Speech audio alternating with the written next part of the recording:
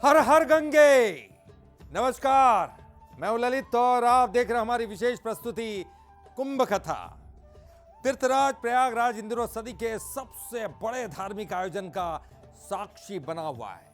भव्य दिव्य महाकुंभ भव्य झांकी निहार रही है और केवल भारत के लोग नहीं बल्कि पूरी दुनिया के तमाम लोग इस भव्य झांकी को निहारने के लिए आ रहे हैं। हालांकि ये झांकी भी सनातन के संपूर्ण रूप को प्रस्तुत करने में सक्षम नहीं है। केवल इतना ही नहीं है, आदि से लेकर तो अनंत तक कुंभ से जुड़ी हुई ऐसी कई कथाएं हैं, कई गाथाएं हैं जो अब तक अनसुनी रही हैं। और इस खास पेशकश में कुछ ऐसी कथाएं आपके लिए लेकर आते हैं। इन कथाओं के साथ ही वर्तमान महाकुंभ की कुछ झलकियों से भी आपको रूबरू कराएंगे।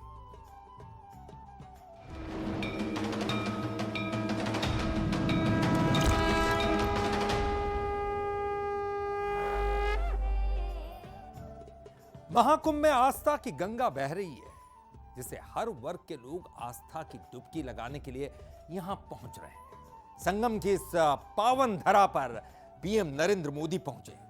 उन्होंने पवित्र त्रिवेणी संगम में आस्था की डुबकी लगाई। भगवा रंग का वस्त्र पहने हुए मोदी, जिन्होंने स्नान करने के बाद गंगा को प्रणाम किया और फिर देखिए सूर्य देव को अर्घ्य दिया। गंगा जल को उठाकर अर्पित किया, सूर्य देव को अर्घ्य दिया। उन्होंने संगम तट पर ही गंगा की पूजा की और देशवासियों की कुशलता की कामना की। देखिए वहां के संत महात्मा पुजारी उनको तिलक लगाते हुए और इसके बाद हाथ में कलश और ईश्वर को प्रणाम। मां गंगा की पूजा करते हुए सबसे बीच की तस्वीर में आप देख सकते हैं प्रधानमंत्री नरेंद्र मोदी को, जो कि मां गंगा की पूजा कर रहे हैं।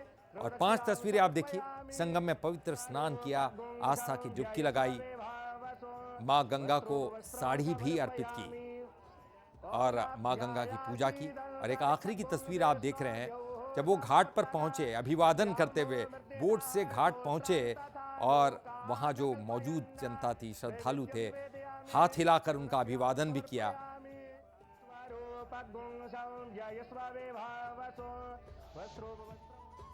प्रयागराज को तीर्थों का राजा कहा जाता है। और ऐसा क्यों कहा जाता है आप ये जानते हैं? क्योंकि यहां गंगा, यमुना और सरस्वती का मिलन होता है, संगम होता है। लेकिन गंगा से भी अधिक पुण्यकारी और मोक्षदायिनी मां यमुना को कहा गया है। श्री कृष्ण की लीलाओं की साक्षी रही मां यमुना का पुराणों में क्या महत्व है, किस तरह से पूजा जाता है मां यमुना को, इस खास रिपोर्ट में देखिए।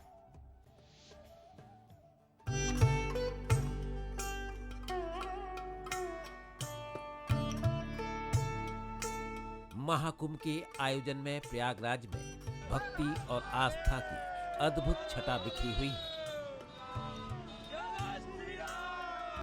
गंगा, यमुना और सरस्वती के संगम स्थल पर लगने वाला ये महामेला इन 3 नदियों के चलते सांस्कृतिक पौराणिक तौर पर ज्यादा महत्व वाला बन जाता है। ये तीनों ही नदियां वेदों पुराणों में बहुत महत्वपूर्ण बताई गई हैं, पर कहते हैं कि यमुना नदी गंगा से भी ज्यादा पौराणिक महत्व की नदी है और इसे गंगा से भी प्राचीन माना गया है। गंगा जी का तो जो है ही है महत्व हमारे जीवन में, मोक्ष देने में, लेकिन जमुना जी का कृष्ण के साथ संबंध है और कृष्ण की जितनी लीलाएं हैं वो जमुना जी के साथ जुड़ी हुई हैं। जमुना जी के साथ में सारी कृष्ण की लीलाएं हैं। गोकुल में लें, वृंदावन में लें, मथुरा में लें, ये सारी जो व्यवस्था है वो हमारी भगवान कृष्ण से जुड़ी हुई है। और भगवान का नाम है कृष्ण। कृष्ण किस लिए है? श्याम वर्ण की वजह से। अब आप जब हमारा संगम में जल का निरीक्षण करेंगे तो श्याम वर्ण का जल हमारी जमुना जी लेके आएंगी। यमुना नदी की पवित्रता और उसके निर्मल जल की मान्यता द्वापर युग में तब अधिक रही जब श्री कृष्ण ने इस नदी को अपनी लीलाओं का साक्षी बनाया, जिसके चलते यमुना का जल हरि चरणा अमृत के समान माना गया। साथ ही यमुना नदी कालिंदी नाम से श्री कृष्ण की 8 पटरानियों में से एक है।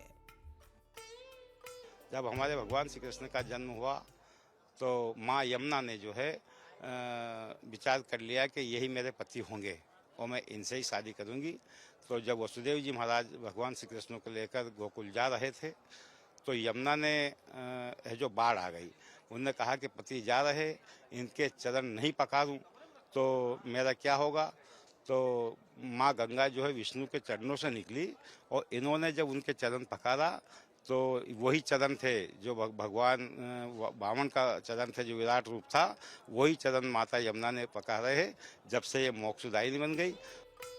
सूर्यदेव की बेटी और यम की बहन यमुना का जिक्र ऋग्वेद में आता है, जहां यमुना का असली नाम यमी है और भाई बहनों के बीच हुई कथा का जिक्र है। तो विष्णु पुराण में भी भाई बहन के रिश्तों को लेकर कहानी बताई गई है, जिसके मुताबिक कोई भाई अपनी बहन के साथ जाकर उसे आदर सत्कार देगा और उसका ख्याल रखेगा तो उसे अकाल मृत्यु का डर नहीं लगेगा। इसी तरह स्कंद पुराण, पद्म पुराण और महाभारत में भी यमुना को मोक्षदायिनी कहा गया है।